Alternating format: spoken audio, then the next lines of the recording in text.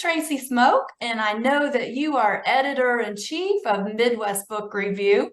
Thank you so much for taking time today. What we're trying to do is develop a series of education and inspiration for small presses and for authors, learning sort of the ins and outs of once you have your book, you have a contract, you've turned in the manuscript, now you need to start marketing. And how do you network? And what are the professional insider tips to get your little book baby exposed?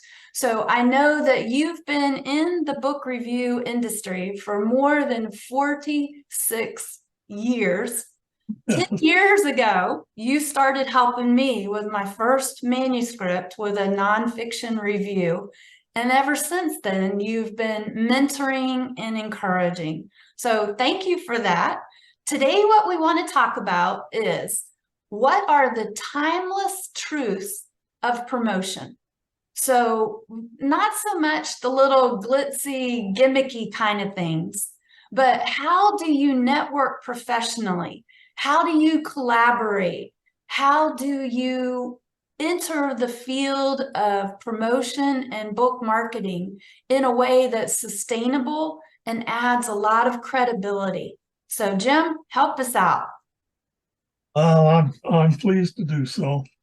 And the Midwest Book Review was created with a mission statement to promote literacy, library usage, and small press publishing. And that last is going to be where most of your audience lies. That's people who aspire to publish a book, people who have self-published a book, and brand new novice publishers trying to figure out how to stay solvent. What they never teach you in all those creative writing classes you might have taken in high school and college, yeah, is that once you've written your great American novel or whatever your particular project happens to be, if you're a self-published author or a small press published author or a mid-list published author of a major publishing house like Random House or Simon & Schuster, virtually all the responsibility for publicizing, promoting, and marketing your book to your intended readership, your intended customer base, it falls on you, the author. Mm-hmm. And most authors, most novice publishers going in for the first time are almost always operating on what I call a shoestring or no string budget. Mm-hmm. Several things that the ordinary author can do to help them get launched. There's a Midwest Book Review website. It's called midwestbookreview.com. You want to find it, just type in the Google machine, Midwest Book Review. Yeah, and I'll have a link in the description. And that'll take you to our website. It's a huge website, and it was developed to be a teaching tool and information resource for people just like the ones watching Tracy and me talk here. One of the sections of the website is called Advice for Writers and Publishers. You click on it, and it's an archive of all the how-to instructional articles that I've written on virtually every aspect of the publishing, promotion, and marketing process. All the information on our website is free. Mm-hmm. What are your top three? What are your top three, Jim? Top three things for somebody getting started. Okay. First, be professional. That means get yourself some letterhead stationery. Okay. Second, join the free online author and publisher discussion groups. They're free. You join, and you're talking to people who have had decades of experience in all aspects of publishing, so that when you need maybe to hire a professional publicist, You can use your fellow online chat members to verify whether they're, legitimate or not. Or if you have a particular and specific and technical question about the ISBN number, how to go about getting one, or what do you do, if you want to market outside the United States, there'll be somebody in that group that's been through that and can walk you through it. So letterhead stationery to look professional.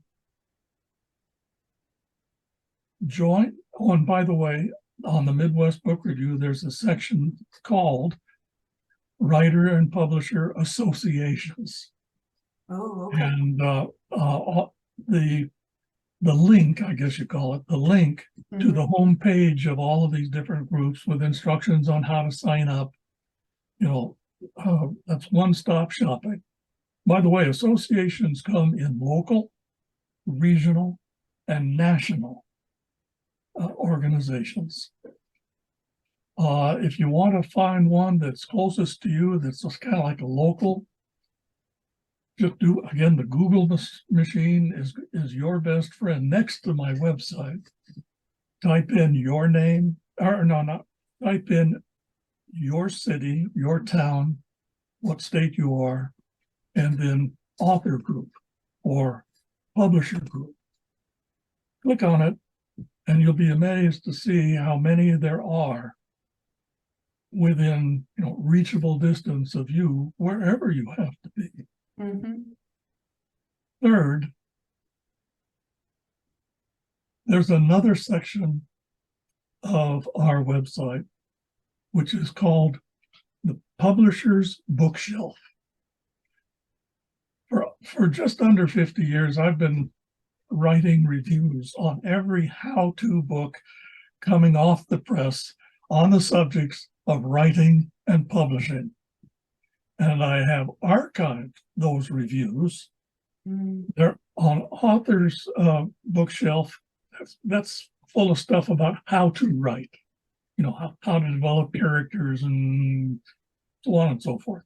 But the Publisher Bookshelf, that's where we're at now when you've got a book and you're starting to market. You do not, the good news is you don't have to reinvent the wheel. There are books specifically on the subject of how to market on a shoestring or even no string budget. And you'll click on Publisher's Bookshelf. It opens up the archive of reviews, go down the list, and boy, it's a long list because boy, I've reviewed a lot of books in my time. And the little review will tell you all about that particular book. And there's an info block attached to each review, so you'll know how to access it. And by the way, especially if you're operating on a really lean and mean budget, write down the names of 2 or 3 of these titles that look, most thematically appropriate for where you happen to be. Write them down. Take them out to your local community library and ask the librarian to get you those titles for free through the interlibrary loan service that all community and public libraries and school libraries, especially college and university libraries, are a part of. I remember I lived in a little town called Monroe, Wisconsin, just north of the Wisconsin-Illinois border. And I was really interested in the fantasy novels of Robert E. Howard, Conan and King Cole and all that. And I learned that he had published in his lifetime, back in the 30s, a small book of poetry called Songs of an Iron Harp. All of maybe 300 copies, a century ago. And I asked the librarian to get it for me through the interlibrary loan service. And it goes from your public library to the regional to the state library. And they found, because it was hopelessly out of print, they found a copy at Brown University out in Massachusetts. Well, And it was let me ask you classified this as a rare question. book. Yeah. So they didn't send me the book. They Xeroxed the entire book and sent me that. Wow, that's service. Let me ask you this question before we go. So your suggestion, on your website, the archives, looking at comparable titles and not having to spend money, but being able to use the interlibrary loan. We have about 2 minutes in this segment, and I'll have other resources in the description so people are able to kind of navigate the maze. But what I'm curious about is you shared in our first session that Midwest Book Review gets at least like 9,000 books a year. And you've been doing this for close to half a century. What's one book that you remember that came in for a review that right away you knew something was special about it? What was it in the presentation that set that title apart? You got 1 minute. Just last month, I had a book come in that was a book in verse, and I wrote about it in my monthly column that I write for the publishing industry called the Jim Cox Report. And I just opened it up for a quick look, before deciding to assign it. Mm-hmm. And I made the mistake of reading more than 2 pages. I got hooked. I took the phone off the hook, pushed back any deadlines, ignored the deadlines, and I just sit there at my desk and paged through it. When I finished, it was a children's book, so it wasn't all that long. Yeah. When I finished, I sat down and belted out the review. And it was a book published in England, distributed in this country by, I think it was Candlewick Press. And I sent the publisher, our usual copy of the review and email confirmation notification. But then I ran it also in that issue of my report, and I sent that to the publicist, because in addition to authors and publishers, I deal with hundreds of publicists. And she liked my description of why I read that book even more than my review of the book, forwarded it to the authors, and she said they were dancing in the office when they read it.